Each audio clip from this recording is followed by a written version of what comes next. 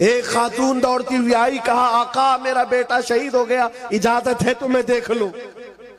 हुजूर इजाजत दे तो माँ बेटे को देखेगी, नहीं तो कौन सी माँ है, यहाँ पर तो नोहा करने लग जाती, मातम करने लग जाती, इन पर तो कंट्रोल किसी का नहीं। बेटे की लाश मैदान में है, हुजूर से पूछने आई, इजाजत दे तो देखो। हुजूर ने फरमाया जाओ अपने बेटे को देखो।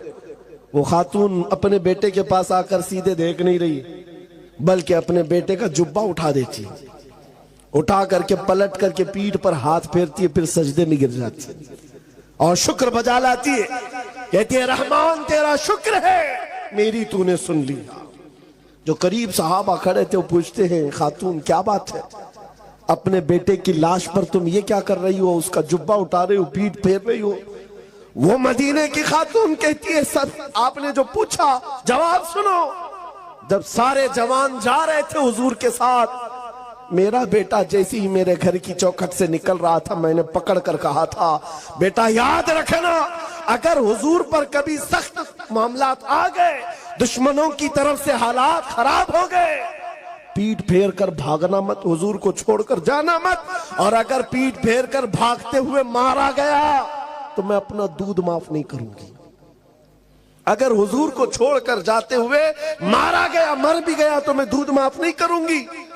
फिर मुझे खबर मिली कि उहद में हालात खराब हो गए, दुश्मनों की तरफ से हालात बिगड़ गए और वो गालिब आ गए।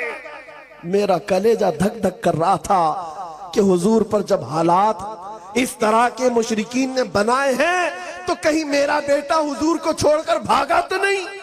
मैं दौड़ती हुई मैदान में आई, लोगों ने कहा नहीं तेरा बेटा शहीद हो गया, तब भी इत्मीनान नहीं हो रहा था, भागते हुए तो नहीं मारा गया है। मैंने आकर पलट करके उसकी पीठ को सिर्फ इसलिए देखा कि पीछे से तीर लग करके मरा है तो भागते हुए मरा होगा, लेकिन अल्लाह का शुक्र है मेरे बेटे की पीठ पर एक भी तीर नहीं, सारे तीर सीने पर खाकर मरा। मां का फख्र भी यही है, जिंदगी ये नहीं किसी की और जिंदगी है नबी की, ना समझ मरते हैं जिंदगी के लिए, जीना मरना है सब कुछ। अजीजा ने गिरामी वकार, रात ज्यादा हो गई, मैं जिस बात को लेकर के अर्ज कर रहा हूं, काश तुम्हें ये एहसास हो जाए वो दौलत जिस दिन तुम्हारे अंदर शबाब के साथ आ जाए, लोगों का आंखों से आंखें मिलाना दूर, तुम्हारे सामने चेहरा उठाना भी मुश्किल हो जाए।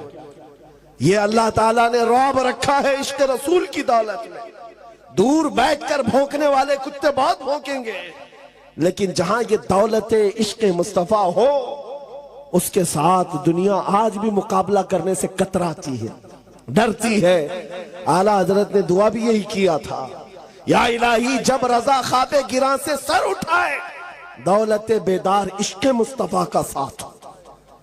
जब कयामत के दिन बहुत लंबी नींद से हम उठेंगे तो यार अब हमारे पास अगर कोई दौलत हो तो सिर्फ हुजूर की मोहब्बत, ये चीज ऐसी है जिससे बंदा बेखौफ हो जाता है। आज मैं आपको मिसाल के लिए कह रहा हूं, जितनी बातें कही हो सकता है आपको लगता हो तारीख की बातें, पुरानी बातें होंगी, किताबों की होंगी। ए नौजवानों, करंट इश्यूज को भी अगर देख लो तो तुम्हारा सीना चौड़ा हो जाए। वो फिलिस्तीन के निहत्थे मुसलमानों को देखो, गज्जा में रहने वाले वो निहत्थे मुसलमान जिनके पास खाने के लिए लुक़मे नहीं, और मुकाबिल में जो दुश्मन की ताकत खड़ी है वो सुपर पावर ताकतें हैं। यूरोपीय यूनियन पूरा का पूरा खड़ा है, सारे पेट्रोट मिसाइल सारे बम उन पर आजमा लिए गए, लेकिन 5 साल के बच्चों से भी ईमान खत्म नहीं कर सके।